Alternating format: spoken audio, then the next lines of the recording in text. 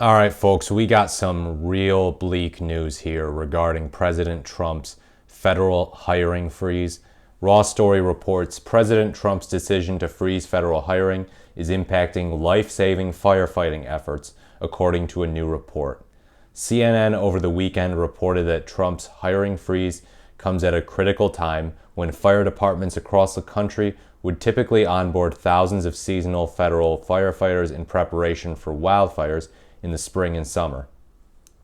The report quotes Ben McLean, a federal hand crew captain and board member with Grassroots Wildland Firefighter, as saying, "It's going to be really bad really quick." McLean is further noted as telling CNN, "We are going to have a lack of personnel when fire season gets going. The precedent that we've seen over the last few decades at this point is making us pretty certain that it's going to be a big fire season again." According to CNN, the federal hiring freeze initiated through one of the executive orders the president signed on his first day in office dictates that no new federal civilian positions can be created and no vacant positions can be filled. Federal firefighters are an essential part of the nation's firefighting capability. The Department of the Interior employed 5,780 federal wildland fire personnel in 2024, while the U.S. Forest Service employed over 11,300, according to the outlet. The majority of firefighters employed by the federal government are seasonal, hired as either permanent or temporary employees. CNN goes on to report the freeze also comes as fire departments across the country have already faced staff shortages. In Los Angeles, where devastating wildfires killed dozens of people and destroyed thousands of homes in January, the fire department is less staffed than almost any other major city, with less than one firefighter for every 1,000 residents. Okay, so see, this is exactly the problem. While right-wingers will point in another direction for problems with wildfires and natural disaster control, they'll point at DEI and say, it was DEI that did it. They'll vaguely point at it, try to concoct some grand conspiracy, or if not a grand conspiracy, it's just some weak explanation that isn't fantastical as to how DEI caused this to be a problem. But here we have the actual problem, and it's the shrinking of government, the federal hiring freezing.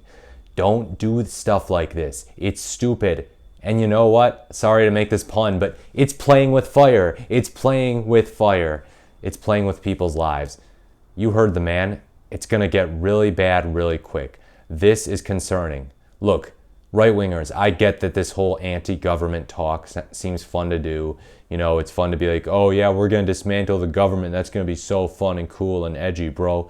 Look at Elon Musk and Donald Trump, working together to dismantle the government. That's so edgy, bro. But it doesn't actually have good consequences. It doesn't have good consequences for Americans. It upends lives. It makes it harder to recover from natural disasters, harder to stop them. This is very concerning. So yeah, what is going on here? People, do they think about these consequences? Do they think at all about it? Ignoring the consequences of people not getting jobs with the federal government, the federal government should hire them, but it's no, we're going to do a hiring freeze. We're not going to hire you. Then it's what are the consequences when the federal government is understaffed? Bad stuff. Bad stuff. So no, the fires were not caused by arsonists. We don't have an arson problem in this country. We don't have a DEI problem in this country. We have a climate change problem and a small federal government problem, where people like Donald Trump and Elon Musk are trying to shrink our federal government, make it unable to hire the employees it needs, and as a result, ill-equipped to fight natural disasters like wildfires, but not limited to them necessarily. But yeah, let me know what you think in the comments below. As always, please like, comment, or subscribe to the channel. Thank you so much for watching. This has been the Morris the Merrier, and I look forward to speaking to you in my next video.